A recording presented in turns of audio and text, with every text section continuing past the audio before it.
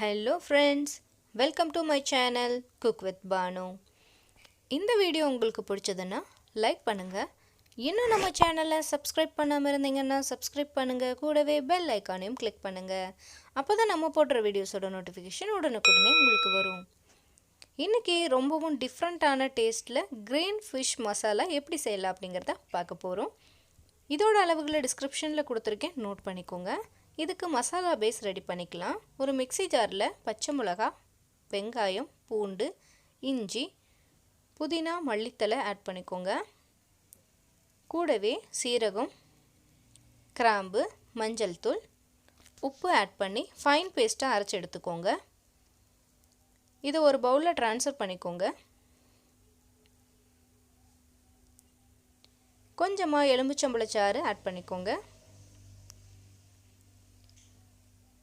Cornflour மாவு, மைதா மாவு add பண்ணி நல்லா மிக்ஸ் பண்ணி எடுத்துக்கலாம். தண்ணி எதுவுமே சேர்த்தாம ஃபைன் பேஸ்ட்டாக மிக்ஸ் பண்ணி எடுத்துக்கோங்க.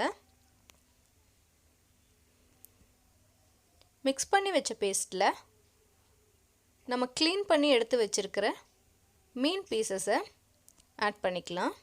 நான் இன்றைக்கி சங்கரா மீன் எடுத்திருக்கேன். எந்த மீனாக இருந்தாலுமே இந்த மசாலாவுக்கு ஆப்டாக இருக்கும். இதை ஒரு அரை மணி நேரம் மசாலா மிக்ஸ் பண்ணதுக்கப்புறம் ஊற விட்டு எடுத்துருக்கோம். இப்போ இதை எண்ணெயில் போட்டு பொரிச்சு எடுத்துடலாம். நம்ம மைதா கார்ன்ஃப்ளவர் யூஸ் பண்ணியிருக்கிறதால மீன்லேருந்து மசாலா பிரியாது. இந்த அளவுக்கு பொரிஞ்சு வந்ததும் நம்ம பிளேட்டில் ட்ரான்ஸ்ஃபர் பண்ணிக்கலாம். அவ்வளோதாங்க, ரொம்ப ரொம்ப டேஸ்டியான restaurant style green fish masala தயாராகிடுச்சு.